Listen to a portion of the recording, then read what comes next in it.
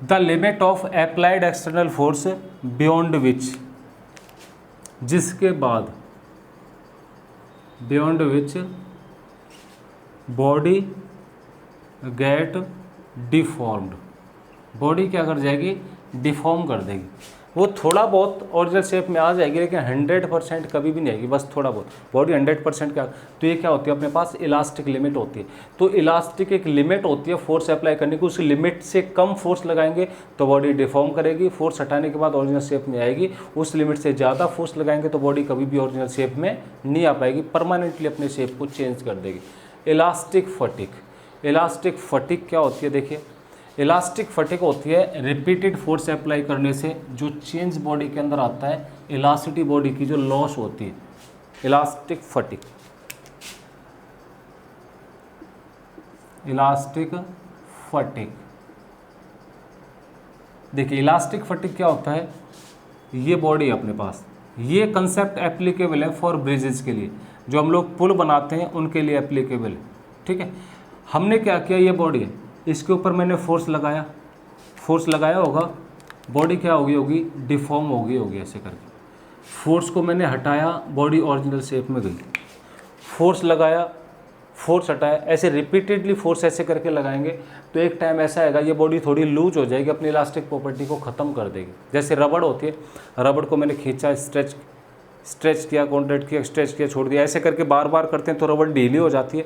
तो उसने क्या कर दिया, अपनी प्लास्टिक प्रॉपर्टी को थोड़ा लॉस कर दिया। तो इलास्टिक फटिग क्या होती है, when repeated force applied on the system या फिर बॉडी, अगर किसी बॉडी के ऊपर हम लोग रिपीटेड फोर्स अप्लाई करते हैं तो रिपीटेड फोर्स अप्लाई करने के बाद क्या करती है बॉडी, अपनी इलास्टिक प्रॉपर्टी को लॉस कर देती है। When repeated force applied on the system, या फिर बॉडी लिख लेना, the body loses it's elastic property, body क्या कर देती है, अपनी इलास्टिक प्रॉपर्टी को लूज कर देती है, कॉल्ड इलास्टिक फटिग। क्या कहते हैं इसको, इलास्टिक फटिग बोलते हैं, ठीक है। तो टर्म्स आप लोग समझना, टर्म्स का मतलब क्या है, आप टर्म्स समझना सीख जाओ फिजिक्स में, किस टर्म का मतलब क्या है, उनको एक्सप्लेन कैसे करेंगे, आपको काफ़ी इजी हो जाएगा उसका लॉजिक निकालना, वाई निकालना। ऐसा क्यों हो रहा है, क्योंकि और फिजिक्स का सिर्फ एक ही मकसद होता है, चीज़ों के पीछे का वाई अपने को समझना है। कोई भी सिचुएशन, क्योंकि फिजिक्स आपको पता है नेचुरल साइंस है, और जब फिजिक्स नेचुरल साइंस है तो नेचुरल साइंस में क्या होता है, हम लोग नेचर में कोई भी घटना घट रही है या फिर कुछ भी इवेंट हो रहा है, उसके पीछे के वाई को जानते हैं, उसके पीछे के रीज़न को हम लोग जानते हैं। जब आप चीज़ों के पीछे के वाई को जानने लग जाओगे, चीज़ों के पीछे के रीज़न को जानने लग जाओगे आप लोग, तो आप लोग क्या कर लोगे, फिजिक्स को अंडरस्टैंड करना काफ़ी आसानी से आप लोग चीज़ों को एक्सप्लेन कर सकते हो, काफ़ी आसानी से चीज़ों को क्या कर सकते हो, आप लोग अंडरस्टैंड कर सकते हो, ठीक है। तो इलास्टिक फटिग क्लियर है आपका। मैंने मैथमेटिकल पोर्शन अभी इसका उठाया नहीं, उसको बाद में उठाएंगे, पहले आप चीज़ों को अंडरस्टैंड करिए होती क्या है। इलास्टिक फटिग हो गया, elastic after effect, elastic after effect, elastic after effect देखते हैं क्या होता है। इसका एक क्वेश्चन आया हुआ है तुम्हारे पेपर में, वो बताता हूँ मैं। देखिए इलास्टिक आफ्टर इफेक्ट क्या होता है अपने पास, temporary absence of elasticity, A option में दिया हुआ था उसने, बी ऑप्शन में दिया हुआ था परमानेंट एब्सेंस ऑफ इलास्टिसिटी, और सी ऑप्शन में दिया अपने पास बोथ ए एंड बी, और सी दिया हुआ है अपने को, डी दिया हुआ है नन ऑफ दीज। तो इलास्टिक आफ्टर इफेक्ट क्या होता है, टेम्परेरी एब्सेंस ऑफ इलास्टिसिटी, इसका मतलब क्या होता है देखते हैं। इलास्टिक आफ्टर इफेक्ट, तो क्या टर्म बताया मैंने, टेम्परेरी एब्सेंस ऑफ इलास्टिसिटी, क्या बताया, temporary absence of elasticity. Temporary absence कैसे होगा इलास्टिसिटी का, देखिए समझते हैं। मैंने कोई भी सब्सटेंस लिया, बॉडी ली, ये यहाँ पर फिक्स है, ठीक है, यहाँ पर मैंने एक फोर्स लगा दिया, क्या लगा दिया, एक फोर्स लगा दिया। फोर्स लगाऊंगा तो इसके शेप में कुछ क्या होगा, चेंज होगा, इसकी लेंथ में क्या होगा, एलोंगेशन होगा, कुछ लंबाई इसकी बढ़ेगी, फोर्स लगाऊंगा, और ये क्या हो गया, इसका क्रॉस सेक्शन एरिया हो गया, तो इसकी लंबाई में थोड़ा सा इंक्रीजमेंट होगा। आपने देखा होगा जब हम किसी चीज़ के ऊपर फोर्स लगाते हैं उसकी लंबाई बढ़ती है, जब हम फोर्स ज़्यादा लगा, एक टाइम ऐसा आता है कि फोर्स हम हटा भी तो भी कुछ टाइम पर लंबाई बढ़ती जाती है उसकी। क्या होती है, फोर्स हटा भी दें तो भी ऑटोमेटिक लंबाई थोड़ी सी उसकी बढ़ जाती है, क्योंकि हमने जो एक्सटर्नल फोर्स लगा रखा है वो एनर्जी की फॉर्म में स्टोर हो गया होगा उसके अंदर, और उसके कारण क्या होती है, एक्स्ट्रा लंबाई उसकी बढ़ जाती है। ठीक है, वो होता है अपने पास टेम्परेरी एब्सेंस ऑफ इलास्टिसिटी। या फिर आपने कई बार क्या होगा जैसे आपको एक लोकल साइंस एग्जाम, च्युइंगम देखिए आप सभी ने, हम लोग च्युइंगम खाते हैं, आप च्युइंगम कभी मुंह से निकालना उसको ऐसे एक्सप्लेन करना, बस थोड़ा सा फोर्स लगाना, तो थोड़ा सा फोर्स लगाओगे तो देखना आप उसकी लेंथ थोड़ी सी बढ़ जाएगी, लेकिन ऑटोमेटिक और लेंथ बढ़ जाती है उसकी। कब, हमने तो फोर्स लगा के छोड़ दिया, लेकिन उसमें जो एक्सटेंशन हुआ है, जो उसमें स्ट्रेच हुई है, वो लगातार होती रहती है कुछ टाइम के बाद तक, जब तक हम फोर्स लगाना बंद कर देते हैं उसके भी कुछ टाइम के बाद तक। That is the temporary absence of elasticity. क्या होता है, टेम्परेरी। एग्जाम्पल समझ में आ रहा होगा ना, च्युइंगम तो खाई होगी सबने, शायद ही कोई बंदा रहा होगा। अगर आप लोग च्युइंगम बिना खाए बड़े हुए हो, मतलब आपने बचपन को नहीं जिया है, सीधी सी चीज़ है। क्योंकि बचपन में ये 2-3 हरकतें होती हैं। मैंने गोली वाला एग्जांपल दिया, लगभग सारे स्टूडेंट गोली खेलते हैं। अगर आप लोग बचपन में अपने आइडियल स्टूडेंट रहे हो, आप लोगों ने कभी गोलियां नहीं खेली हैं, आप लोगों ने कभी च्युइंगम नहीं खाया है, कभी किसी के साथ झगड़ा नहीं किया है, कभी किसी बच्चे को पीट करके अपने घर पर वापस नहीं आए हो, या फिर किसी से मार खा के, ये बचपन की क्या होती है, छोटी छोटी मिस्टेक्स होती हैं। या फिर हमने कुछ ऐसे 2-3 काम नहीं किए जिससे घर वालों से अपने को छुपाना पड़े, मतलब आपने अपना बचपन जिया ही नहीं। फिर क्या है, बचपन क्या होती है कि ललक होती है अपने अंदर चीज़ों को अंडरस्टैंड करेगी, रीजन जानने की। न्यूटन साहब से एक बार किसी ने पूछा था कि अगर आपको दोबारा ज़िंदगी जीने का मौका दिया जाए तो आप क्या करोगे। तो न्यूटन साहब का एक आंसर था, अगर मेरे को दोबारा ज़िंदगी जीने का अगर मौका दिया जाए तो मैं क्या करूँगा, एक समुद्र के किनारे 5 साल का छोटा बच्चा बन के अपनी ज़िंदगी जीना चाहूँगा। छोटा बच्चा बन के क्यों, क्योंकि बच्चों के अंदर जो क्यूरोसिटी होती है चीज़ों के पीछे का वाही जानने में, वो क्यूरोसिटी आपको अपने अंदर लानी पड़ेगी। अगर आपके अंदर वो क्यूरोसिटी आ गई कि मेरे को चीज़ों के पीछे का वाही जानना है, चीज़ों के पीछे का रीज़न जानना है, तो रीज़न जानने की क्यूरोसिटी आ गई, तो फिजिक्स सब्जेक्ट तो अपने पास नेचुरल है और नेचुरल साइंस है अपने पास, तो इसके पीछे हम क्या करते हैं, क्यूरोसिटी होती है उसके पीछे रीज़न जानने की, ऐसा क्यों हो रहा है। रेनबो निकला, इंद्रधनुष निकला, तो हम लोग उसके पीछे का रीज़न जानते हैं, ऐसा क्यों निकला होगा, तब जा कर के हम लोग TIR तक पहुँचते हैं। हम मोटर चलाते हैं, जनरेटर चलाते हैं, तो उसके पीछे का रीज़न जानते हैं, जी ऐसा क्यों हो रहा होगा कि जनरेटर क्या कर रहा है, इलेक्ट्रिसिटी प्रोड्यूस कर रहा है, तो तब जाके हम लोग इलेक्ट्रोमैग्नेटिक इंडक्शन तक, फैराडे साहब तक पहुंच पाते हैं। तो अगर हम रीज़न नहीं जानेंगे चीज़ों का तो अपने को अंडरस्टैंड कर, रटने की चीज़ नहीं है। आप लोग देखोगे, मैं फिजिक्स आपको टीच करूंगा तो फिजिक्स में लगभग आपको टोटल अगर फॉर्मूले पढ़ोगे 11-12 दोनों मिला के, आई थिंक 350 से 400 फॉर्मूले, लेकिन मैं आपको 100 फॉर्मूले में सारी फिजिक्स खत्म कर देता हूँ। बाकी के फॉर्मूले तो अपने को डिराइव करने होते हैं उनसे, तो उनके पीछे का आपने रीज़न जान लिया तो आपको 400 फॉर्मूले 300 फॉर्मूले याद करने की ज़रूरत नहीं है, 300 फॉर्मूले रट्टा मारने की ज़रूरत नहीं है। चीज़ों को अंडरस्टैंड करना है और अंडरस्टैंड करके क्या करना है, उस 100 फॉर्मूले से चीज़ों को हम लोग क्या कर लेंगे, डिराइव कर लेंगे। ठीक है, तो देखो च्युइंगम वाला एग्जाम्पल हम दे रहे थे, तो च्युइंगम वाले एग्जाम्पल में क्या होता है, देखो आप च्युइंगम लेना, च्युइंगम को ऐसे एक्सटेंड करना, तो आप देखोगे हमने बस यहाँ तक एक्सटेंड किया, फिर भी वो धागा सा थोड़ा बड़ा होता जाता है। तो हमने तो फोर्स लगा के छोड़ दिया, जब फोर्स लगा के मैंने छोड़ दिया तो फिर भी जो फोर्स लगाने के बाद भी एक्स्ट्रा एक्सटेंशन हो रहा है, मतलब वहाँ पर बॉडी ने अपनी इलास्टिक प्रॉपर्टी को खो दिया। तो टेम्परेरी एब्सेंस ऑफ इलास्टिसिटी क्या होता है मेरे पास, इलास्टिक आफ्टर इफेक्ट। इसको हम लोग ऐसे भी डिफाइन करते हैं, ये टाइम पीरियड होता है बेसिकली। क्या होता है, टाइम पीरियड। मेरे पास ये बॉडी है, बॉडी का ये क्या हो गया, मेरे पास सपोर्ट हो गया, मैंने इसके ऊपर एक एक्सटर्नल फोर्स लगा दिया। क्या लगा दिया, एक्सटर्नल फोर्स लगा दिया। तो मैंने एक्सटर्नल फोर्स लगाया होगा तो बॉडी ने अपने ओरिजिनल शेप को ऐसे करके डिफॉर्म कर दिया होगा। जब मैं इस फोर्स को हटा लूँगा तो बॉडी अपने ओरिजिनल शेप में आ जाएगी। ठीक है, the time taken by the body to regain its size, original size या फिर original configuration is elastic after effect. Body deform होने के बाद फोर्स हटाया, फोर्स हटाने के बाद बॉडी अपना ओरिजिनल कॉन्फ़िगरेशन करने में जितना टाइम लेगी, बॉडी अपना ओरिजिनल कॉन्फ़िगरेशन लेने में जितना ज़्यादा टाइम लेगी या फिर जितना टाइम लेगी, that time interval is elastic after effect. लेकिन बॉडी 100% टाइम, वो 100% बॉडी अपने ओरिजिनल शेप को रीगेन नहीं कर पाती है, तो जो चेंज आता है बॉडी की इलास्टिसिटी में, that is the temporary absence of the elasticity. आप लोग देखना, कई बार रबड़ है, रबड़ को मैंने 100 बार ऐसे स्ट्रेच कर दिया तो रबड़ की लंबाई देखना आप थोड़ी सी 1 माइक्रोमीटर 1 mm मिलीमीटर आपको थोड़ी सी पहले से बढ़ी हुई मिलेगी। That is a temporary absence of elasticity. तो आपको इलास्टिक इफेक्ट समझ में आ गया होगा। यूनिट की बात करते हैं तो इसकी टाइम होती है, क्योंकि time taken to regain original position को हम लोग डिफाइन किया, तो क्या होती है इसकी टाइम होती है। तो आई थिंक दोनों एग्जांपल आपको समझ में आ गए होंगे, नहीं तो आप लोग कमेंट करके मेरे को बताया करिए सर ये कंसेप्ट समझ में नहीं आया, उसको और तरीके, क्योंकि देखो फिजिक्स में क्या करता हूँ आपको प्रैक्टिकल वे में समझना शुरू करिए। अगर आप प्रैक्टिकल वे में फिजिक्स समझना शुरू करोगे तो आपको चीज़ों को रटने की ज़रूरत नहीं पड़ेगी, ठीक है। और जब हम चीज़ों को रटते हैं फिजिक्स में तो रियल मानिए आपको डर लगने लग जाएगा फिजिक्स से। कई बच्चे जो फिजिक्स से डरते हैं, जी हमको ये समझ में नहीं आएगा, ये नहीं होगा, वो वही बच्चे हैं जिनको डर लगता है फिजिक्स और वो चीज़ों को रटते हैं। अपने को केमिस्ट्री की तरह, अदर हिस्ट्री की तरह चीज़ों को रटना नहीं, अंडरस्टैंड करना है, ठीक है। बहुत ही प्यारा सब्जेक्ट है, बहुत सारे टीचर्स हैं जो यूट्यूब के ऊपर पढ़ाते हैं, लेकिन रियलिटी में जो कंटेंट क्या देना चाहिए वो सिर्फ अपनी नॉलेज देते हैं, जी हमारे पास इतनी नॉलेज है, लेकिन प्रैक्टिकल से रिलेट करिए यार, चीज़ों को रिलेट करोगे आसान हो जाएगा, ठीक है। अब देखिए हमने ये टर्म्स पढ़ लिए, ठीक है, ये थे थ्योरी। क्या हुक्स लॉ से स्टार्ट करेंगे, रियल इलास्टिसिटी यहाँ से शुरू होगी, एग्जाम में क्वेश्चन बनने वाली, ठीक है। वो भी ठीक थे, ये थ्योरेटिकल था, मैथमेटिकल यहाँ से शुरू होगा। हुक्स लॉ देखिए, हुक्स साहब एक साइंटिस्ट थे अपने पास। हुक्स साहब क्या कहते हैं अपने पास, हमने किसी भी सब्सटेंस को लिया, यहाँ पर फिक्स कर दिया, ठीक है, एक फोर्स लगाया होगा क्रॉस सेक्शन एरिया पर, तो इसकी जो साइज़ है उसके साइज़ में थोड़ा सा क्या हो गया होगा, चेंज आ गया होगा, थोड़ा सा क्या हो गया होगा, चेंज आ गया होगा, ठीक है। पहले इसकी लेंथ क्या होती थी, यहाँ तक टोटल लेंथ मान लेते हैं इसकी एल, अब ये चेंज डेल्टा एल हो गया, इसके अंदर फोर्स एफ लग रहा होगा।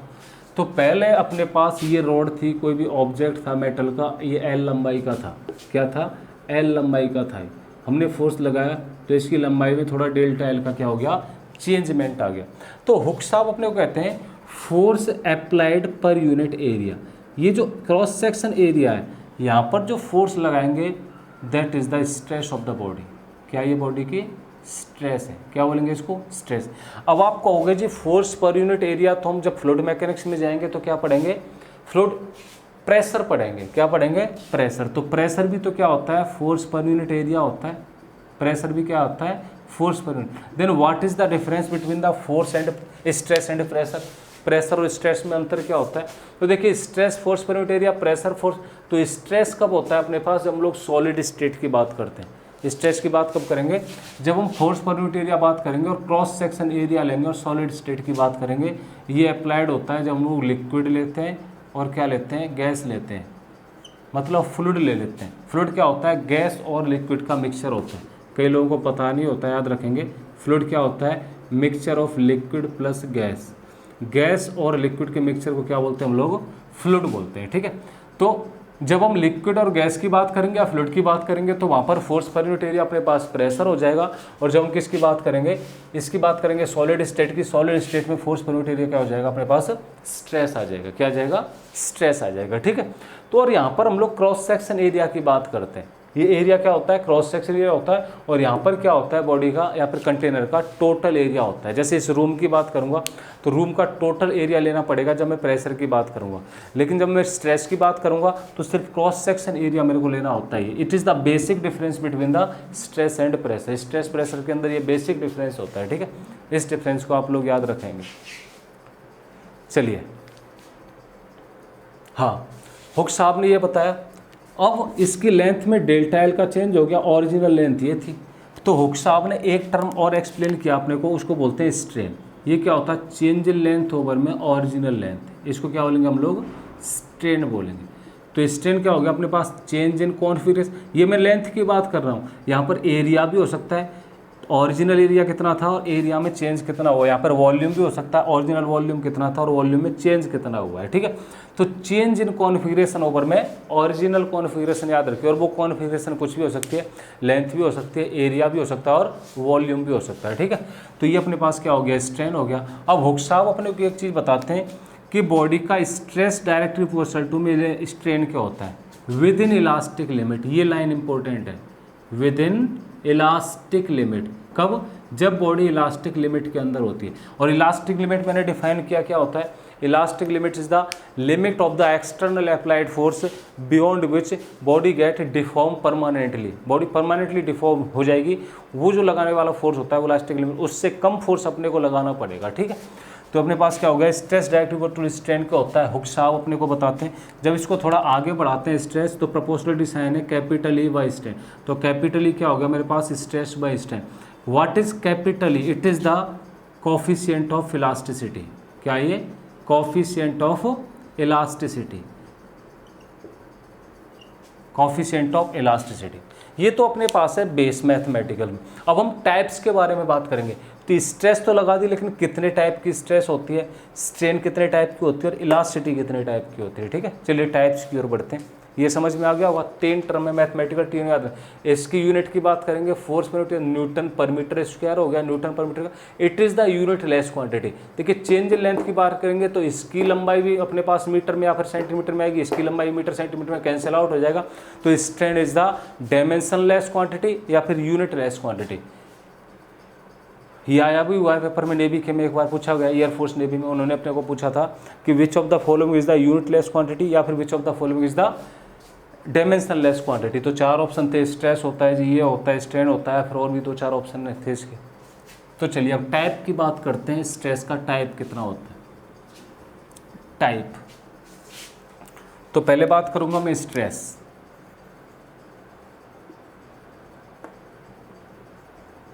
देखिए स्ट्रेस क्या होती है, एक तो होती है अपने पास normal stress.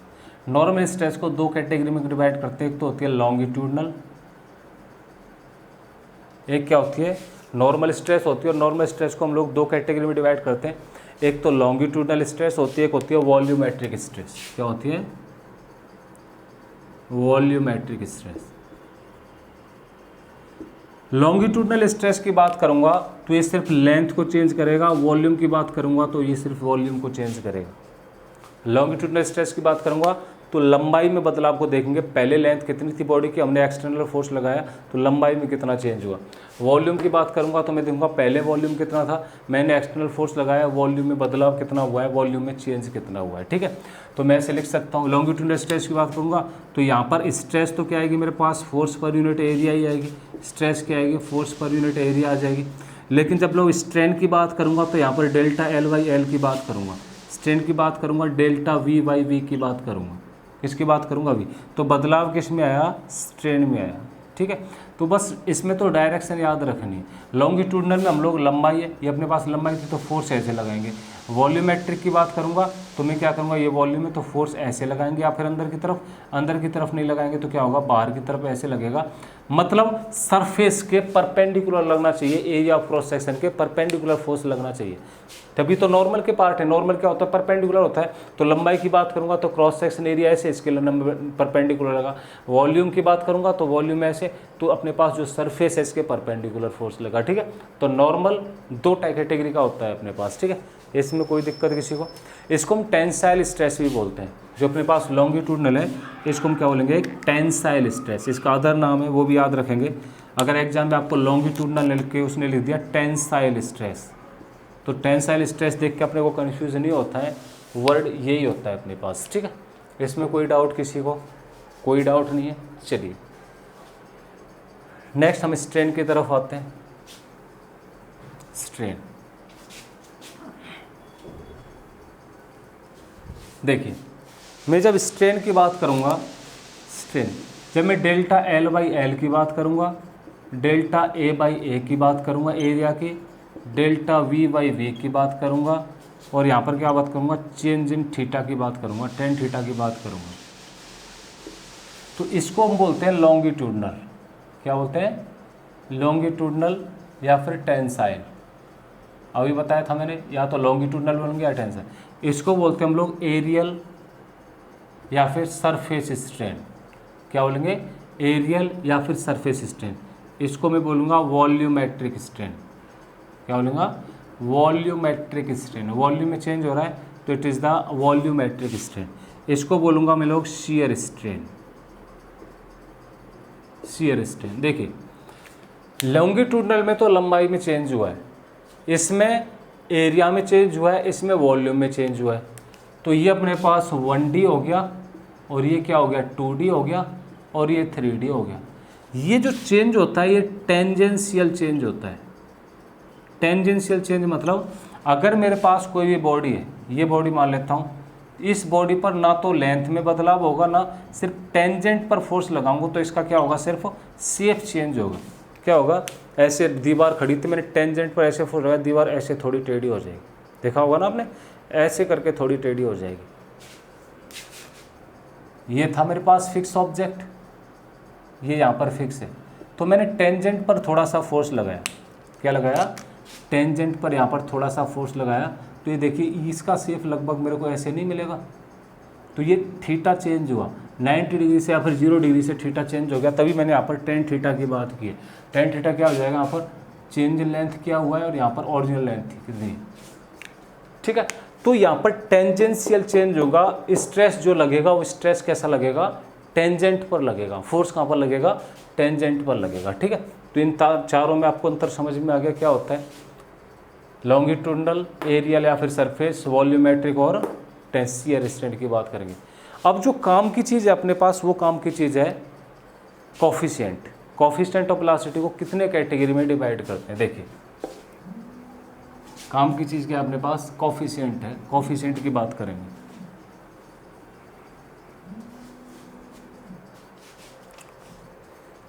Coefficient of elasticity.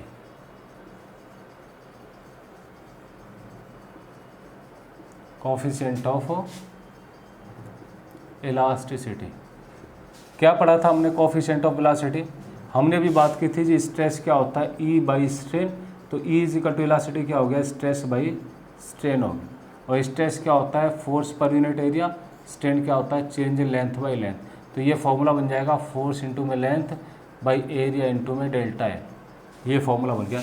इसको डिवाइड करेंगे कोफिशिएंट ऑफ इलास्टिसिटी को। कोफिशिएंट ऑफ इलास्टिसिटी को 4 कैटेगरी में डिवाइड करते हैं, कैसे, देखिए कोफिशिएंट पहले तो होता है यंग मॉड्यूलस, फिर होता है बल्क मॉड्यूलस, फिर होता है शियर्स, एक होता है पॉइजन रेशियो। क्या होता है, पॉइजन रेशियो। इसको क्या बोलते हैं, यंग मॉड्यूलस, इसका नाम मैं लिख देता हूँ सबका, यंग मॉड्यूलस। ये क्या होता है, बल्क मॉड्यूलस, और ये क्या होता है मेरे पास, modulus of rigidity. Modulus of rigidity ये डिसाइड करता है बॉडी कितनी रिजिड है और कितनी रिजिड नहीं है। पॉइजन रेशियो क्या बताता है अपने पास, पॉइजन रेशियो को इससे रिप्रेजेंट करते हैं हम लोग रो से, तो ये बताता है अपने पास क्या, लेटरल स्ट्रेन ओवर में लॉन्गिट्यूडनल स्ट्रेन। लेटरल और लॉन्गिट्यूडनल में अंतर मैं आपको बताऊंगा अभी क्या होता है। तो चारों का मतलब क्या होता है, अगर मैं यंग मॉड्यूलस की बात करूंगा तो यंग मॉड्यूलस मेरे पास गामा से रिप्रेजेंट करते हैं, बल्क मॉड्यूलस को बीटा से रिप्रेजेंट करते हैं, इसको मॉड्यूलस ऑफ रिजिडिटी होती है, ये पॉइजन रेशियो होता है। यंग मॉड्यूलस में मैं किसकी बात करूंगा, चेंज इन लेंथ की बात करूंगा। किसकी बात करूंगा, चेंज इन लेंथ की। तो गामा इज इक्वल टू क्या होगा मेरे पास, stress by strain. Gamma is equal to क्या हो गया, स्ट्रेस बाई स्ट्रेन, दिख रहा है सभी को। स्ट्रेस मैंने लिया फोर्स पर यूनिट एरिया, तो स्ट्रेन लूंगा मैं delta L by L. Strain क्या लूंगा मैं, डेल्टा एल बाई एल, ठीक है। बल्क मॉड्यूलस की बात करूंगा तो वॉल्यूम में बदलाव की बात करूंगा, तो वॉल्यूम स्ट्रेस बाई स्ट्रेन हो गया। देखिए इलास्टिसिटी का फॉर्मूला बदलेगा नहीं, बस स्ट्रेन चेंज होगा। तो स्ट्रेस क्या हो गया मेरे पास, फोर्स पर यूनिट एरिया, लेकिन ये डेल्टा वी बाई वी की बात की जाएगी, यहाँ पर डेल्टा एल बाई एल की, यहाँ पर बात किसकी की जाएगी, चेंज इन वॉल्यूम की बात की जाएगी। मॉड्यूलस ऑफ रिजिडिटी की बात करूंगा तो नीटा इज इक्वल टू रहेगा स्ट्रेस बाई स्ट्रेन, तो ये तो फोर्स पर यूनिट एरिया रहेगा, लेकिन यहाँ पर क्या रहेगा, टेन थीटा रहेगा, चेंज इन थीटा की बात करेंगे, ठीक है। जैसे मैंने आपको अभी बताया था, जब टेंजेंशियल फोर्स लगाते हैं, ये बॉडी मेरे पास फिक्स है, यहाँ पर फिक्स थी, तो मैंने क्या लगा दिया, यहाँ पर फोर्स लगा दिया। यहाँ पर फोर्स लगा दें तो बॉडी कैसे चेंज होगी, ऐसे करके इसका शेप चेंज हो जाएगा, ऐसे करके। तो ये जो एंगल चेंज होता है इसको मैं टेन थीटा की फॉर्म में लिखूंगा, और टेन थीटा की फॉर्म में कहाँ पर लिखूंगा, यहाँ पर लिखूंगा, ये लेंथ ओवर में ये लेंथ, चेंज लेंथ कितना हुआ है और ओरिजिनल लेंथ की उसमें यहाँ पर लिखूंगा, that is the modulus of rigidity. Tangential change की बात करती है, किसकी बात करती है, टेंजेंशियल चेंज की बात करती है। पॉइजन साहब जब भी अपने को यंग साहब ने, बल्क साहब ने, हुक साहब ने, सब ने अपने सारे फॉर्मूले दे दिए, उसके बाद पॉइजन साहब थ्योरी एनालिसिस के लिए आए। तो पॉइजन साहब ने एक चीज़ अपने को दी, बोला जी आपने डिफाइन तो कर दिया चीज़ों का, कंसेप्ट तो चीज़ों का बता दिया, लेकिन आपने एक मिस्टेक यहाँ पर कर दी। एक मिस्टेक वो कौन सी थी, वो अपने को पॉइजन साहब ने बताई, उस मिस्टेक की बात करूँगा अब मैं यहाँ पर, ठीक है। इसको रफ कर देता हूँ एक बार, इनको लिखा रहने दो इधर, ठीक है। तो अपने को पॉइजन साहब ने बताया, हुक साहब के पास दौड़े दौड़े गए, यंग साहब के पास गए, बोला जी आपने ये तो दे दिया जी क्रॉस सेक्शन एरिया है, फोर्स लगाऊंगा, इसके अंदर क्या होगा, लंबाई में चेंज हो जाएगा ऐसे करके। लेकिन आप लोग यहाँ पर एक चीज़ भूल रहे हैं, वो चीज़ कौन सी भूल रहे हैं, चलो यहाँ पर लिख देता हूँ, लंबाई लेंथ यहाँ तक थी, यहाँ से डेल्टा लंबाई में चेंज हो गया, डेल्टा एल चेंज हो, ठीक है। ये अपने पास ओरिजिनल लेंथ थी यहाँ तक, और यहाँ से चेंज में लेंथ हुआ है, लेंथ में चेंज हुआ है, सॉरी।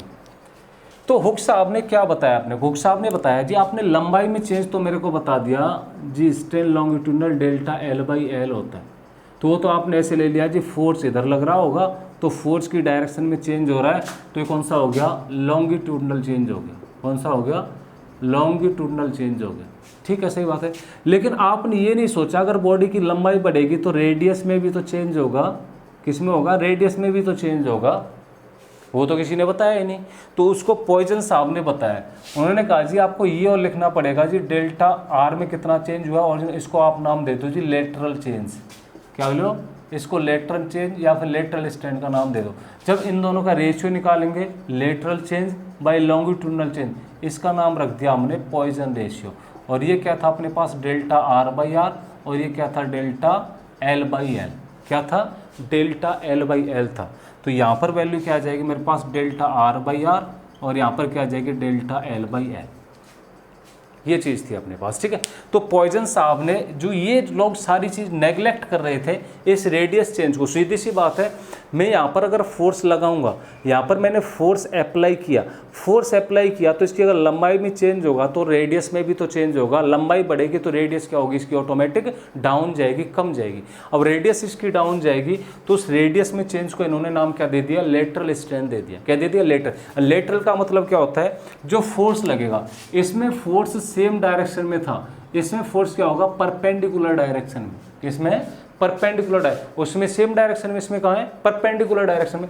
यहाँ तो लंबाई जिधर थी, लंबाई की सेम डायरेक्शन फोर्स है, लेकिन रेडियस तो ऐसे है, रेडियस कैसे है, ऐसे, तो रेडियस के कहाँ है, परपेंडिकुलर डायरेक्शन में फोर्स लग रहा है। तो जहाँ पर भी परपेंडिकुलर डायरेक्शन में फोर्स की बात करेंगे, वहाँ पर किसकी बात करेंगे, लेटरल चेंज की बात करेंगे। अब यहाँ पर तुमसे जो पॉइजन रेशियो का क्वेश्चन पूछा जाता है, वो क्वेश्चन मैं बताता हूँ आपको। आपसे जो क्वेश्चन पूछा जाएगा पॉइजन रेशियो का, वो क्वेश्चन है, देखिए मैं यहाँ पर लिख देता हूँ, आपसे जो क्वेश्चन पूछा जाएगा वो क्वेश्चन पूछा जाएगा पॉइजन रेशियो की थ्योरेटिकल वैल्यू क्या होती है, थ्योरेटिकल वैल्यू, और पॉइजन रेशियो की प्रैक्टिकल वैल्यू क्या होती है,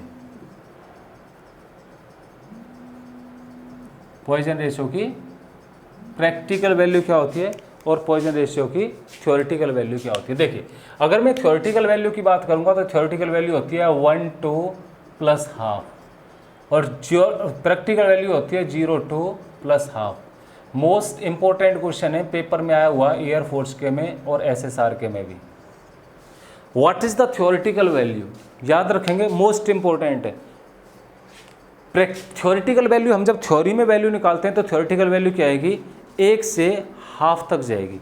लेकिन बात करेंगे तो पहले उसको हटा दो आप लोग, 0 to हाफ जाएगी, वहाँ पर जाएगी 0 to हाफ। आपके एग्जाम में जो आया हुआ क्वेश्चन है वो देखता हूँ मैं, थ्योरेटिकल वैल्यू और प्रैक्टिकल वैल्यू, सॉरी -1 लिखो इसको, मिस्टेक हो गया इधर, -1 सॉरी, -1 to हाफ, इसको 1 to हाफ मत लिखो, क्या लिखो, -1 to हाफ। कैसे, ग्राफ पर देखेंगे हम लोग, ग्राफ पर क्या होता है, ग्राफ पर अपने पास जो ग्राफ होता है वो क्या होता है, ये होता है, यहाँ पर 0 होता है, यहाँ पर -1 होता है, यहाँ पर क्या होता है, 1 होता है, तो ये क्या हो गया, प्लस हाफ हो गया। तो ये जो वैल्यू है ये होती है थ्योरेटिकल, और ये जो वैल्यू है ये होती है प्रैक्टिकल। तो -1 से हाफ तक थ्योरेटिकल वैल्यू, और बाकी दूसरी क्या हो जाएगी अपने पास, प्रैक्टिकल वैल्यू। तो कोई भी आपको डाउट है यहाँ पर समझेंगे। आगे मैं हिस्टेरेसिस लूप और इलास्टिक सिस्टम की बात करूँगा, एनर्जी की, 10 मिनट का कंसेप्ट है, इसको नेक्स्ट वीडियो में देख लेंगे। प्लस नेक्स्ट वीडियो में इसके जो क्वेश्चन और किस टाइप के होते हैं उनकी भी हम लोग बात करेंगे। तो वीडियो को ज़्यादा से ज़्यादा क्या करेंगे, उन बच्चों तक पहुँचाएंगे जिनको कंसेप्ट रियलिटी में क्लियर करना है, रटना नहीं है, ठीक है, और जिनको पास साधन उपलब्ध नहीं है इन चीज़ों तक पहुँचने की। तो ज़्यादा से ज़्यादा शेयर भी करेंगे, आपका शेयर अपने को मोटिवेशन देता है। तो बहुत बहुत धन्यवाद सभी, छोटों को प्यार, बड़ों को नमस्ते, पढ़ते रहिए, बढ़ते रहिए।